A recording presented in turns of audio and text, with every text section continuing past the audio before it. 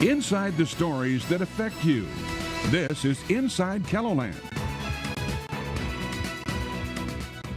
Good evening and thanks for joining us. What did you have for supper tonight? Were you able to enjoy a well-balanced meal, or was it less than a full plate? According to Feeding South Dakota, every day more than 100,000 people in the state are at risk of going hungry. Tonight we talk with the organization about their current needs, how you can help or get help yourself. The Banquet in Sioux Falls is another great resource for many families. We'll share how they're making a difference in the community. People willing to work with children are in high demand right now in Sioux Falls. We'll take a closer look at the potential childcare crisis. And a father and son share their addiction struggle. That's the basis for a Hollywood movie. We're now into November, meaning Thanksgiving and Christmas aren't all that far away. While some people can't wait for those big holiday feasts, others would just be happy with a fraction of that food every day. Joining us to explain the food need in the state is Jennifer Stensis with Feeding South Dakota. Thank you very much for joining us, Jennifer. Yeah, thanks for having me. Well, talk about the need across South Dakota and the state of food insecurity in South Dakota. What does that mean, and who's facing this crisis? So we know that 1 in every 9 South Dakotans are food insecure. And what that means is they lack adequate, predictable access to nutritious foods just because of money or other resources. And even more staggering than that, we know that 1 in every 6 children might be going to bed without supper tonight. Mm-hmm. And we're talking a lot of these food deserts, as it were, across the state are in rural areas, right? Right. We do have a lot of rural areas that we're focusing on through our various different programs, and one of those is our mobile food pantry program. We started that in central South Dakota in 2013, really focusing on 13 different communities that just lacked access to nutritious foods. And since then, we've added an eastern distribution in all the counties different on the eastern side of South Dakota, and then also focusing on deserts in Rapid City areas as well. How does that work? How do you deliver the food through these mobile food pantries? Right. Well, we've got several different varieties of trucks that we're using, trying to find just that right truck that fits best. But what we'll do is load up those trucks, and we will, most of the time, we'll work with an agency partner in those communities, and we'll set up shop for about an hour or so. They will help publicize those events to those that they know who are struggling with hunger, and they're invited to come out at certain days and certain times, and we'll distribute the foods that we have to them, which varies from non-perishable foods, and it also is a nice variety of fruits and vegetables, along with some meat and dairy items too. I would imagine the flooding situation across South Dakota this year has really exacerbated the problem as far as getting access to affordable and nutritious meals, right? Right. We've had a lot of different variables of this year to have to work around, whether it was the government shutdown, flooding, tornadoes in eastern South Dakota. But there's lots of various reasons why people are coming to the food pantry looking for food assistance, along with all of the different agency partners that we work with across the state. Right now, we've got about 275 agencies that we partner with in all 66 counties to help us get food to those who are most in need. What is the situation with the food pantry there? The cupboards are pretty much running bare, right? Well, so what's run bare is the variety that we're able to offer to our guests. We do have food coming from the food bank program that helps stock those shelves. But what it's lacking is variety. We'll have a nice section of green beans and a full section of shredded wheat and a full section of maybe a mastroli pasta. But we're just lacking in variety, where the food drives come in so nice that the community just steps up and is able to donate just varieties of different things to just offer that to our guests. And you're kicking off a program this week ahead of the big Thanksgiving holiday. Tell us about that. Right. This is the biggest giving season of the year. And so tomorrow we're kicking off our turkey drive and fun drive to help cover the costs and the food needs for our giveaways that we'll be having on Saturday, November 23rd in Sioux Falls and in Rapid City as well. And what does that involve? Yeah. Well, we're asking the community to donate, number one, donate money. For every dollar donated, we're able to provide many more meals to cover those who are hungry. So for a $20 donation, you can provide a turkey with some traditional Thanksgiving sides to make in your own home for Thanksgiving. Two, we're looking for food, all of those different types of food items that can help put into those baskets that we'll be giving out on Saturday night, the 23rd, along with just stocking our food pantry shelves with the traditional things that you'll be making for a Thanksgiving meal.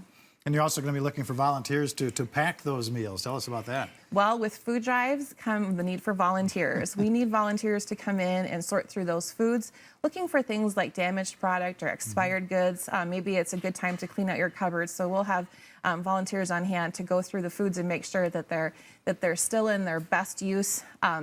And then also to pack those boxes that we'll be giving out for the Thanksgiving dinners. I've covered those stories before, and the people who do that really enjoy it. They're really nice team building activities, because everybody together and have a really great time doing something good for somebody else. Yeah, and how can people get involved with that then? So go to our website, feedingsouthdakota.org, and you can click on Donate Time. And whether you're in the Sioux Falls area, Pierre, or Rapid City area, you're able to see our calendars of open volunteer opportunities. Got lots of nice things out there to volunteer for. We talk about just a $10 donation can go a very long way. Tell us about that. It can, yeah. So I think people don't understand sometimes where our food is coming from. So because we're affiliate member of the Feeding America National Network, we're able to have access to donated product coming from Kellogg's or ConAgra. Larger manufacturers that we just don't have in South Dakota. And we're only paying transportation costs on those and just administrative fees just to cover the cost of the building and other fees as well. So that's why that number is so great, that for $1 we can provide 3 meals, because it's donated product. Okay. Well, thank you so much for joining us, Jennifer. Yep, thanks for having us. You bet. And we're going to take a quick break. Stay with us inside KELOLAND. We'll be right back.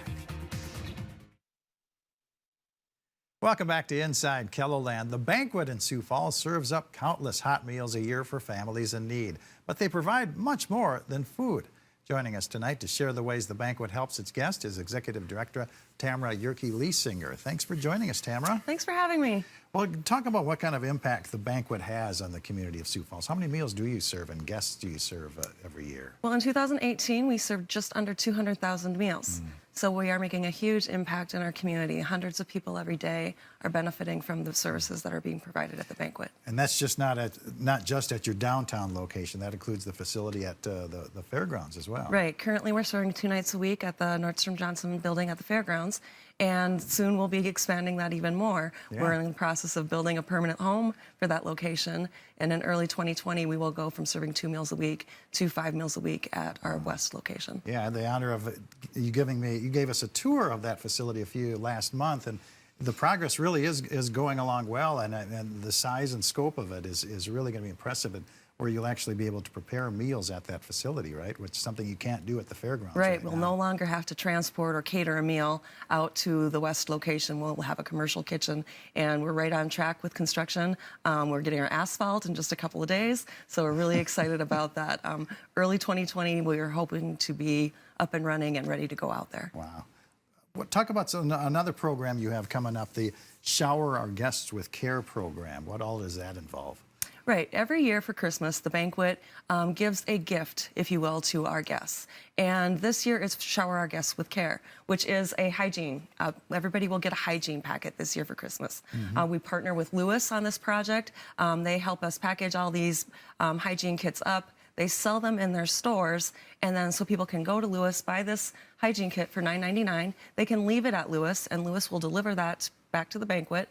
And the week before Christmas, we will be able to give out a present to our guests. Yeah, I mean, how great of a need is it for these necessities for the Banquet guests? Right. Obviously, if you think about it, if people can't afford to provide a nutritious meal for their family, they struggle with these items that you and I use every day and don't give a second thought to.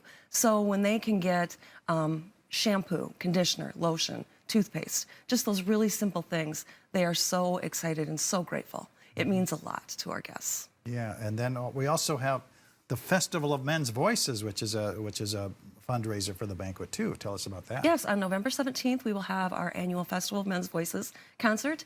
It will be held at First Lutheran Church this year. We're having it at a new location. It's a group of men's choruses that come together to just put on a wonderful concert for the afternoon. It's a free will offering. There's no charge to get in. No tickets need to be bought. Just a free will offering at the intermission. So you come out and enjoy a really nice afternoon. How important is to have a concert like that as far as helping the banquet with funds? These types of fundraisers mean the world to us. You know, we're 100% privately funded. We do not receive state, city, federal, or county dollars. We're not a United Way agency. So every little event that we have, it just makes a huge impact on our ability to continue meeting the needs of people in our community. And to talk about, you're also looking for volunteers always too, right? Always. Yep. You know, this time of year, as we approach the holiday seasons, giving back is on people's minds. They're thinking about it a lot. And we tend to fill up very quickly for November and December. But we always say, hunger doesn't go on holiday. So think about us in the middle of February, or better yet, the middle of July. We're always looking for volunteer groups to come and serve our guests. And that need will be greater once the new facility opens up out in Northwest Sioux Falls, Absolutely. right? We'll be serving 3 more meals a week, and so that's 3 more volunteer groups every week that we need to bring in. Is the demand getting higher and higher as we go along, or are we seeing, what is the demand among Every year, our numbers tick up, you know, and so we know that there is greater need. Obviously, we would not have built a second location if there wasn't a need in Northwest Sioux Falls. So the demand continues to be strong. All right. Well, thank you so much for joining us, Tamara. Thank you. Have a great day. You too. Well, up next, we'll take an in-depth look at the need for child care workers in Sioux Falls. Stay with us.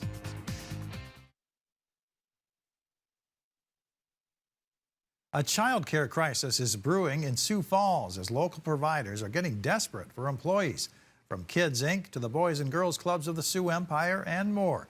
Organizations have dozens of openings and they're scrambling to find ways to recruit new people.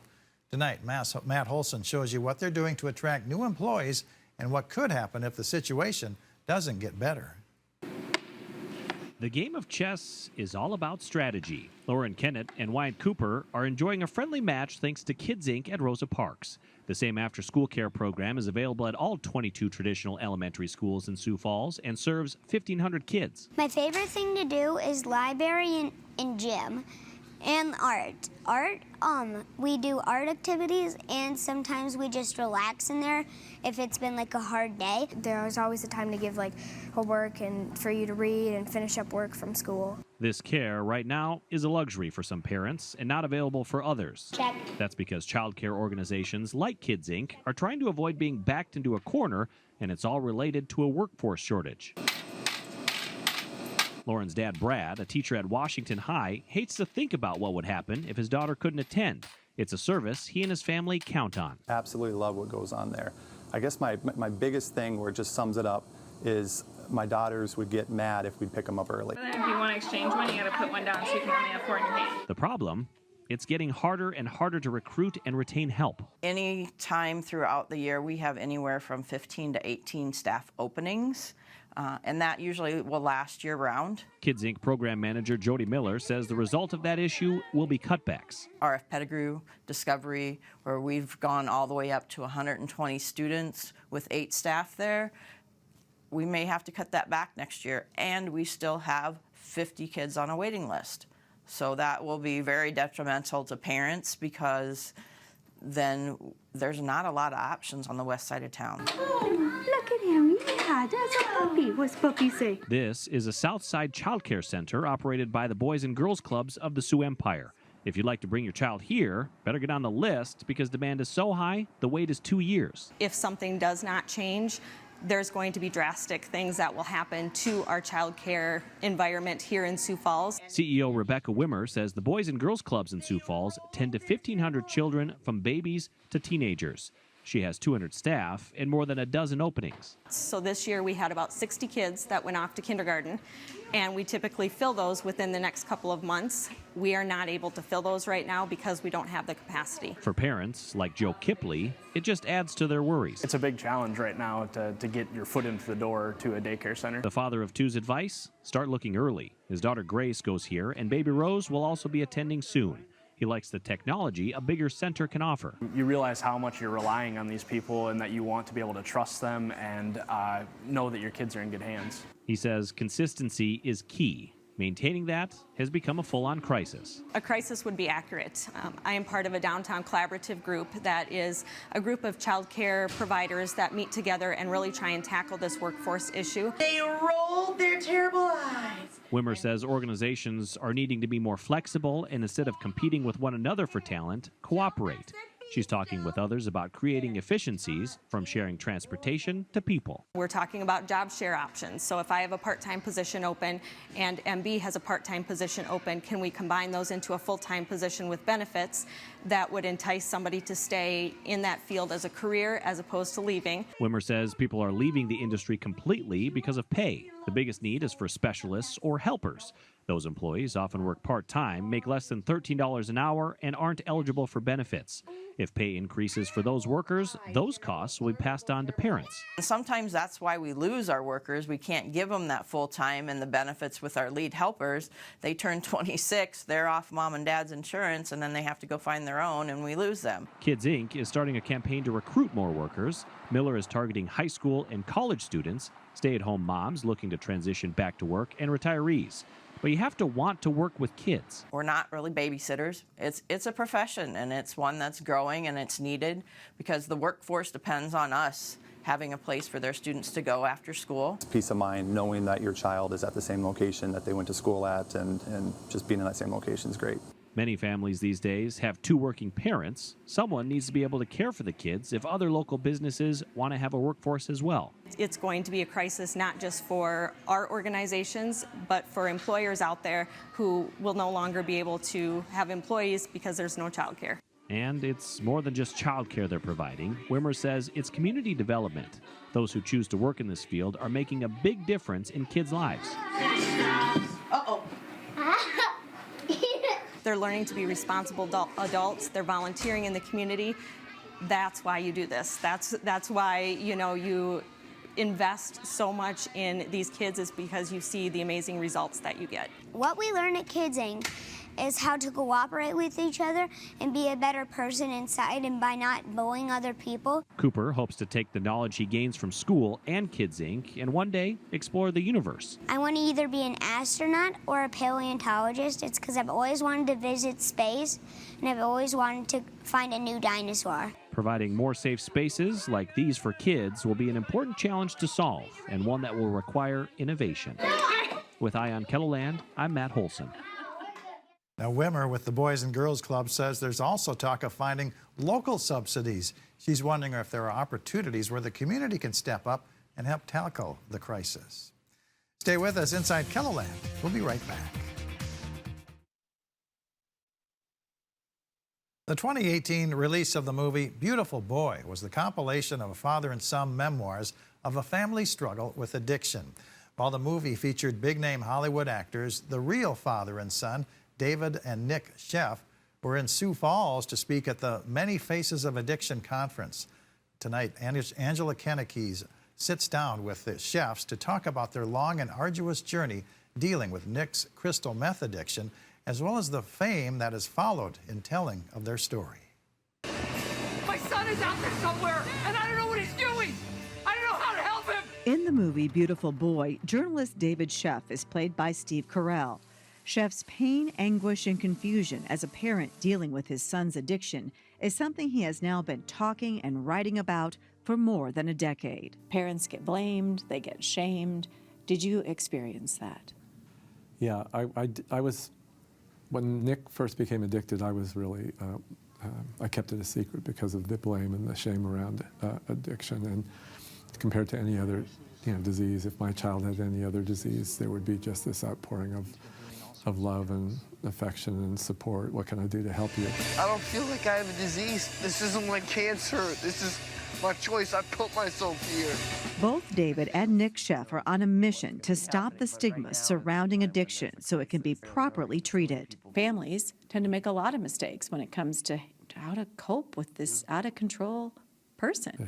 And people need to know that we make mistakes because we don't know. We don't know what we're doing. Sheff says some of those mistakes come from old-fashioned thinking, like believing that someone abusing substances has to hit rock bottom or seek help on their own. And the idea that people have to hit bottom is tragic. I mean, it is, we know that people who become addicted are sick. And we also know that the last thing we want for somebody who's sick to get worse. So we want to stop it as soon as we can. I want to stop him. A scene in the movie portrays Chef as taking the advice that he had to just let go of Nick and hanging up on his son when he calls for help. I wasn't mad at him or anything. Like, I totally understood that he was doing what he thought was right, and it was coming from a place of love. But I guess the thing that we've just heard so many times is that of parents who have done that same thing, if they've drawn that line in the sand, and then their child has gone out and used again and died. The chefs say the movie's reach has helped shine a spotlight on the epidemic. Overdoses claim 192 lives every day in the U.S. There is no way to make what is happening okay. The fact that we are losing so many of our lovely children, our beautiful boys and beautiful girls. But out of the tragedy, at least we're having this conversation. I love you more than everything. Everything. Everything. Nick smoked marijuana for the first time at age 11. The moment that drug hit me, it really felt like this was the answer to my problems. Nick says there wasn't a drug he was afraid to try, eventually using heroin and crystal meth. I got him into a 28-day program. I thought, oh, I'll pick him up in 28 days, and he'll be fine. He'll go off to college. But I realized that this is a very complicated disease, and you don't cure it in 28 days. After several years of struggling and relapses, Nick has now been in recovery for 9 years. I really love my life now, and I don't want to lose it. And I know, deep down that I have, the disease of addiction, and if I put a mind-altering substance into my body, this invisible switch gets flipped, and I can't stop thinking about it. This obsession takes over, and it really is, it's like having an allergy to it. While being the subjects of a Hollywood movie may seem glamorous, it's the issue that keeps them grounded. Addiction really is an equal opportunity destroyer. It doesn't matter what, socioeconomic background, what cultural background you come from, it affects everybody. And, that's been the best part about this, is just being able to connect with so many people from so many different backgrounds. I mean, you had these years where you really lost him. Yeah. And now you guys are back together, doing all this. What is that like for you to have come out the other end? Well, it feels like a miracle, and I meet people every day who weren't lucky. It's hard as hell to get sober. But I love my family. I want them to be proud of me. With Eye on KELOLAND, I'm Angela Kennedy. Beautiful Boy is now available on Amazon. It's the compilation of David Sheff's book of the same title and Nick Sheff's memoir, Tweak, Growing Up on Methamphetamines.